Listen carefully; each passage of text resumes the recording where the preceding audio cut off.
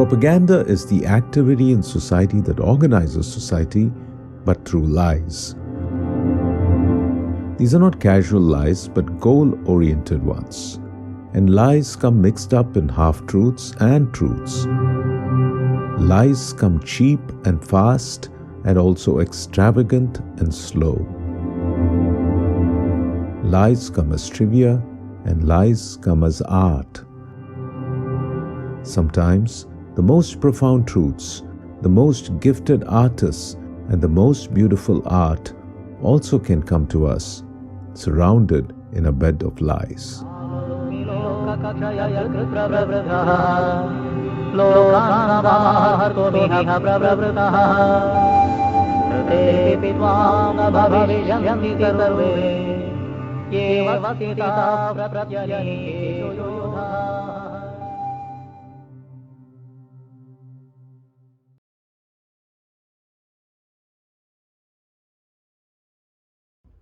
When I first read that Christopher Nolan was making a movie about the father of the atom bomb, I actually thought of another Manhattan Project, not the one the movie was about. Shortly after the Second World War ended, the US government began funding secret projects to study another weapon. This one was not made from uranium or plutonium, nor was it even tangible. But the Americans feared it, and feared most of all that their enemies already had it. What was this powerful secret weapon that left no mushroom cloud nor visible devastation of cities, as the atom bombs did at Hiroshima and Nagasaki? It was brainwashing. The fear about brainwashing started when US prisoners of war in Korea were thought to have been brainwashed by their captors into denouncing their country. You will hear the facts from repatriated prisoners of war. Well, General, did the communists try to indoctrinate you? They did. They tried various methods. They tried persuasion, bribery, and they constantly urged that I go on the air and broadcast an appeal to the American troops to quit fighting. Although the idea of total control over a person on the scale suggested by movies like The Manchurian Candidate was a bit of a myth, the desire to create technologies for complete manipulation of the individual sparked off a new arms race of sorts. Tons of money began to be poured into covert behavioral and psychological studies by the newly formed American intelligence services, and an elite group of psychiatrists began to experiment on hapless subjects. We do, however, have some striking new revelations and insights. The story begins here, just off the nation's front yard, the Mall. The buildings behind me were the headquarters for the World War II Office of Strategic Services. It was here that the first halting steps toward mind control began. This project came to be described as a Manhattan Project of the mind. If Oppenheimer and his colleagues had got power over the atom, then this new wave of scientists could somehow, with the help of LSD and other powerful drugs, get control over human beings' minds. The book Dark Persuasion is a great source on this. There have been movies made about the obsession with brainwashing. Sometimes it sounds like a conspiracy theory, sometimes just like fun. But the reality is that the intent to gain control over the thoughts of people has been a long-standing one in Western society. It did not start with the Cold War, nor did it end when the Soviet Union collapsed. Propaganda is as relevant today as it was decades ago. It may not be as clumsy as all those pictures of chemicals and needles made it out to be. And that's what makes it even more concerning and hard to detect. Propaganda is the activity in society that organizes society, but through lies. These are not casual lies, but goal-oriented ones. And lies come mixed up in half-truths and truths. Lies come cheap and fast, and also extravagant and slow. Lies come as trivia, and lies come as art. Sometimes, the most profound truths, the most gifted artists, and the most beautiful art also can come to us, surrounded in a bed of lies. The Manhattan Project, as we know, is what Oppenheimer the movie is about. The Manhattan Project of the mind, though, is in a way what we don't know about the Oppenheimer movie really. But since this video is an essay and not an expose, I would like you to think of the thoughts that follow as just some responses to a few broad questions. These are questions that come to me whenever I watch a movie since I'm a media studies professor. 1. Why is this here? 2. Why is this story being told in this particular way and not in some other way? 3. Does it support or harm the truth? With these broad questions in mind, let's get into some more things I thought about while watching Oppenheimer.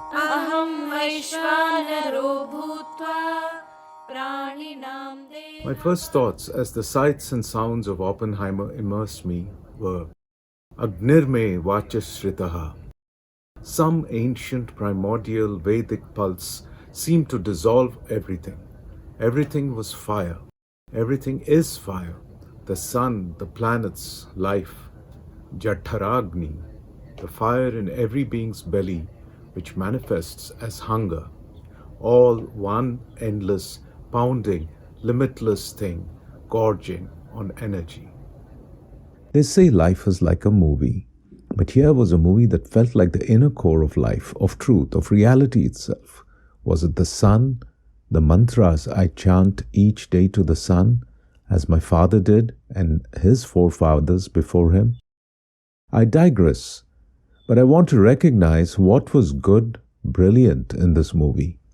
Oppenheimer, in parts, is cinema achieving what all communication yearns for. It is someone else's inner life made one with our own. As you watch, you are made to feel that this is a guy who sees the world differently.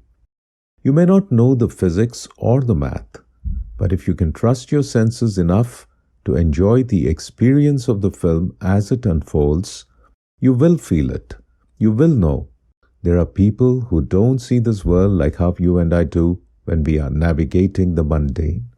On that note, Christopher Nolan offers a vision that seems almost sacred. Almost. Actually, when you think about it, not really. Let's face it, Oppenheimer isn't about the sacred. We all know that. And if we forget that because he quoted the Gita or because we know they have a Nataraja at CERN, we must give ourselves a reality check. This is a movie about desecration. Some might say the ultimate desecration. After all, this is a story of a real-life character whose inner life expressed itself into reality not as words, pictures, or even abstract equations, but ultimately as enormous, spectacular, violent destruction.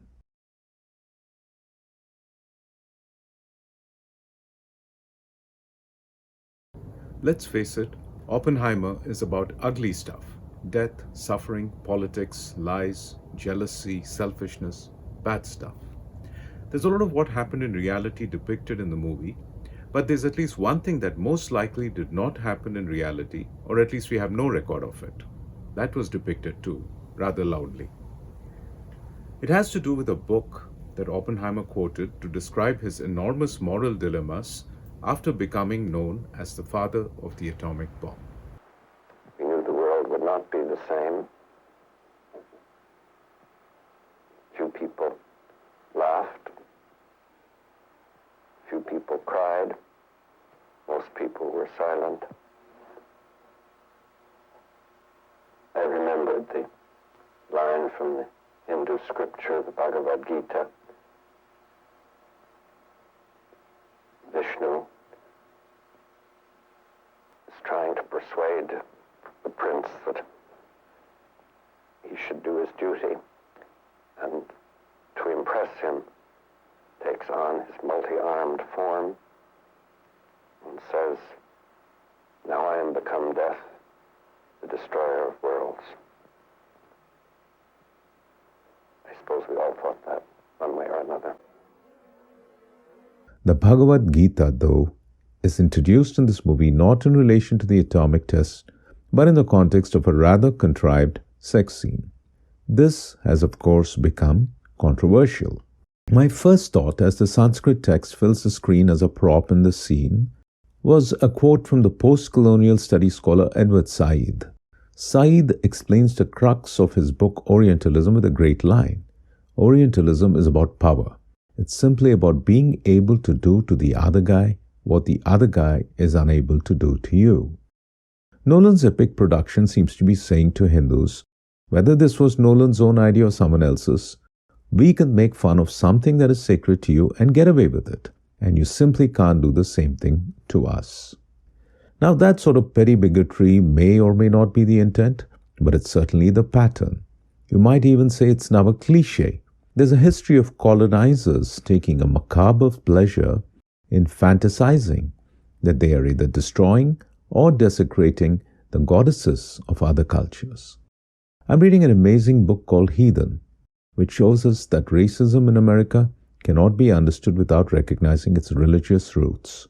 Whether it was India, China, Africa, or the Americas, there was one influential, overarching stereotype that Christian Europeans had as they conquered the planet, and that was the figure of the heathen.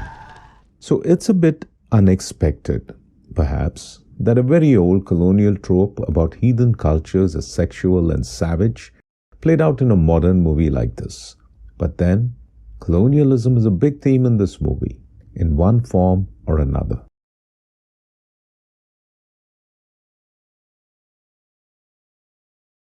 Interestingly, the very next scene in the movie after the Bhagavad Gita takes us to another indigenous context, the vast landscapes of New Mexico. Oppenheimer and his friends are riding horses, and there's a bit of the old John Wayne frontier or cowboy association that sits in here. New Mexico, of course, figures prominently from that point on in the movie as our scientists and generals draw maps, set up supply chains, and converge on building a whole frontier town out of nothing in Los Alamos. The frontier town or settler village, too, is a popular trope in colonial imagination. And we do wonder why there's no reference to any Native American people at this point in the movie. Come to think of it, after what they did with Oppenheimer's India connection, maybe they would have done something just as silly, who knows. The land is the character, devoid of its indigenous inhabitants. And as we get closer to the Big Bang, the day of the test, nature too becomes a character, with howling winds, dark clouds, thunder, and all the rest. Is there anything else that might stop us? This part too seemed rather biblical in its evocation. And once again, as the book Heathen tells us, that's how early colonial settlers imagined their surroundings as they expanded through native homelands. It was all scenes from the Bible. I should mention, though, that towards the end there's a reference to Native American displacement. Oppenheimer meets President Harry Truman, and in that meeting he says that Los Alamos should be returned to the Indians. I hear you're leaving Los Alamos. What should we do with it? Give it back to the Indians. That, of course, did not happen. In reality, radioactive colonialism, as the scholars Winona LaDuke and Ward Churchill call it, has ruined the lives of many people in the area over the 20th century. Mining, uranium processing, carelessness with waste, all of these have affected the water, land, plants, animals. Should this have been talked about in the movie? I don't know. It's just one of many absences. We do not hear from the people who suffered from Oppenheimer's invention either. Or maybe we should call it Truman's bomb, since the president seemed to really like taking ownership of that. There are no Japanese victims depicted, nor for that matter the Pacific Islanders, who would be affected by all the testing that would follow later. So colonialism is indeed a big, awkward question that gets wrapped around the story without really being sorted out. What does it mean when screen time is given not to any characters affected by the atom bomb, but only to our hero, and how he has good liberal remorse and asks for Los Alamos to be returned? Why this story? Why this particular form? Those media studies questions yet again.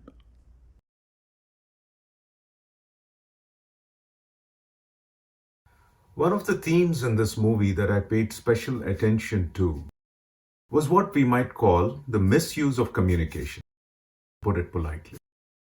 Oppenheimer had to endure a witch hunt of sorts throughout the 1950s, and much of the movie is intercut with scenes of his humiliation before a security clearance review committee. These parts felt a bit tedious, largely because the music seemed desperate to tell us to feel suitably awestruck by the talking head characters.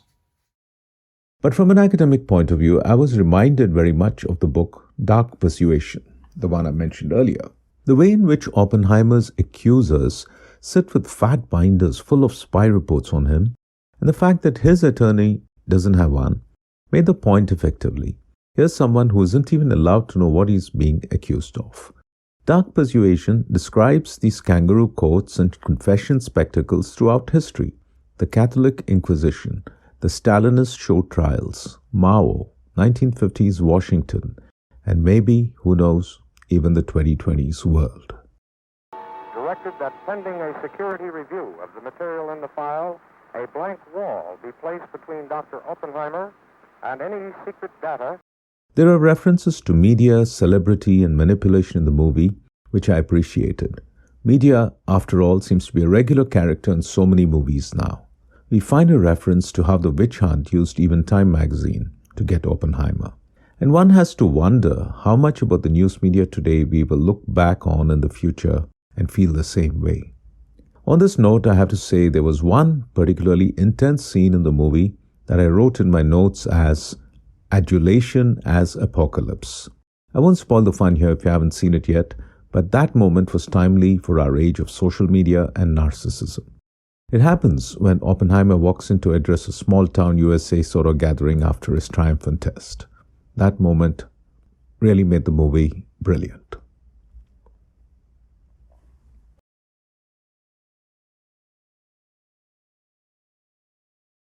So to return to the question we started with, why is this movie here now? Why a biopic about a war scientist so many years after the Cold War style pop culture has ended? During the 1950s, Dr. Strangelove was an appropriate movie.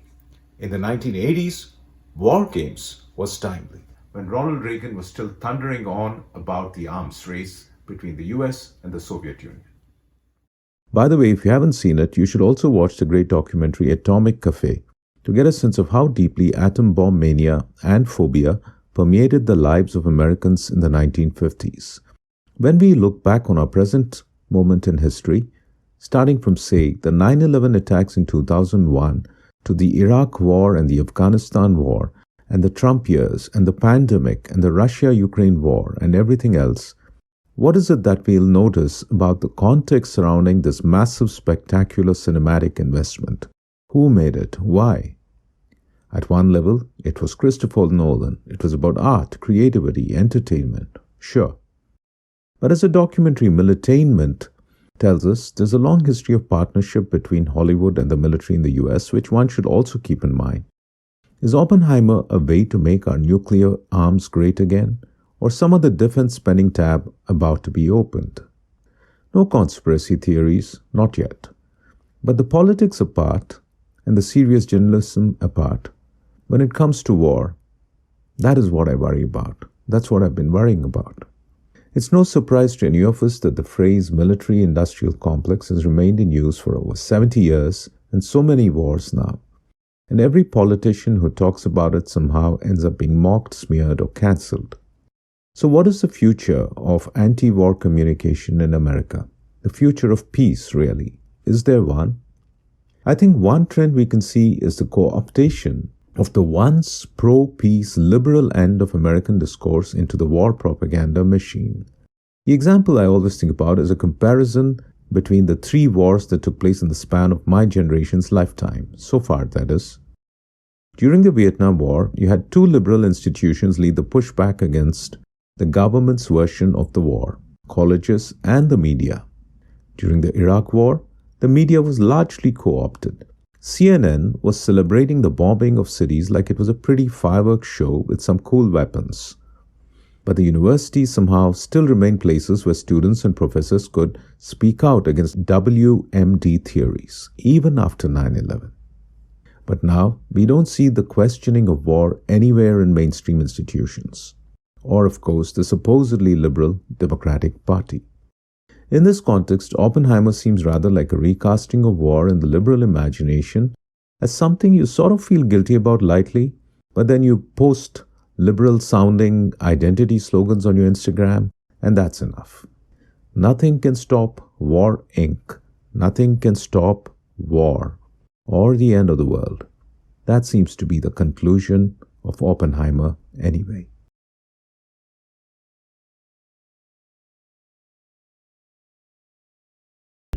Oppenheimer ends with a big bang, apocalyptic. The apocalypse, I realize, is a biblical theme, and it's an important idea for us to understand in terms of cultural literacy and figuring out what are places in the modern world, why the modern world has become the way it has. The end of the world is Hollywood's big story. It's in fact the Western world's big story.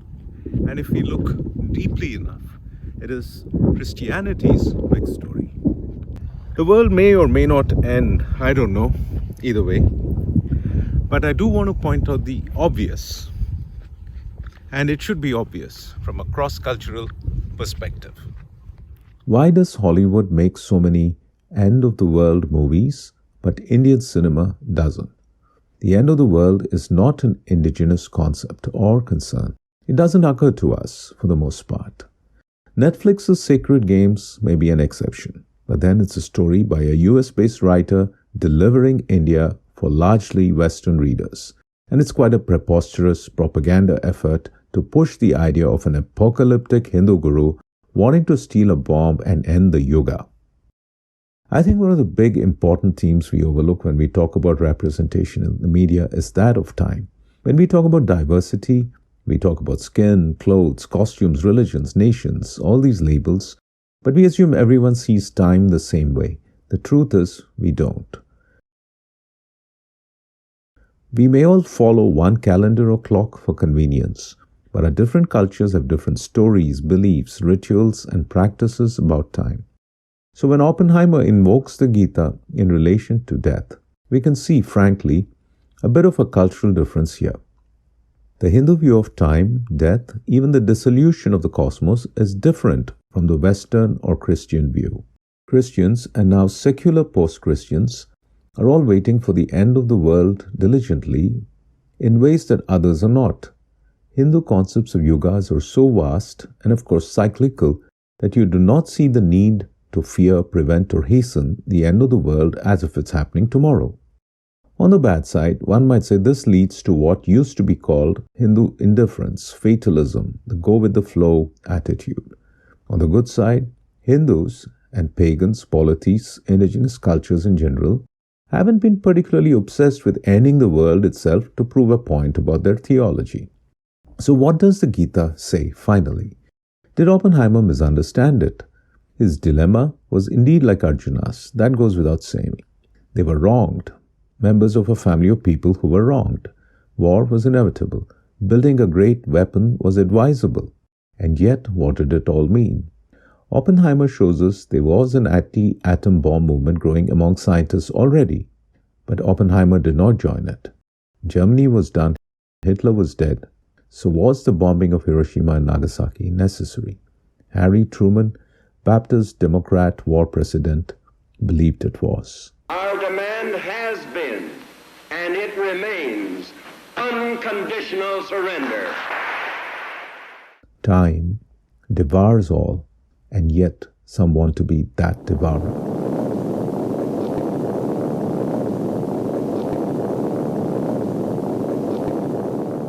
Anyway, I should end with a footnote on India's own bomb story. If you haven't seen it, the movie Parmanu should be a good follow-up after Oppenheimer. There's a Mahabharata angle there too, but not the bizarre stuff like in Sacred Games. I don't know in the end what labels would describe the mania about the bomb or the bomb itself. Asian Dub Foundation had a song in which there were lyrics about a Hindu bomb. I don't know, is it a Hindu bomb? Or the pagan underdog back to the wall bomb?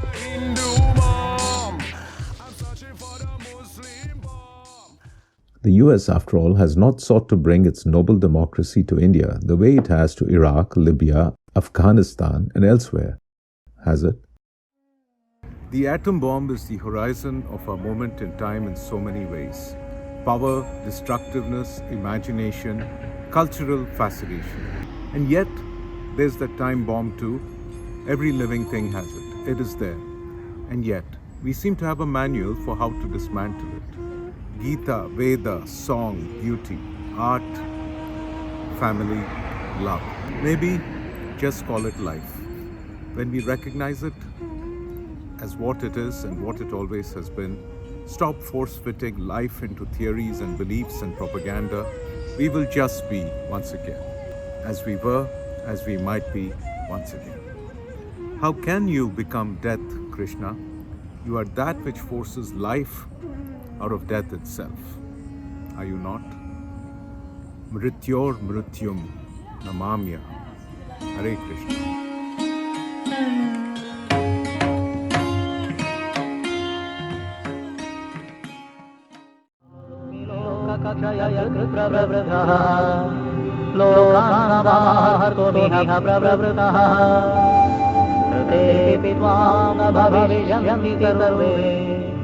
ये वसिता प्रत्यये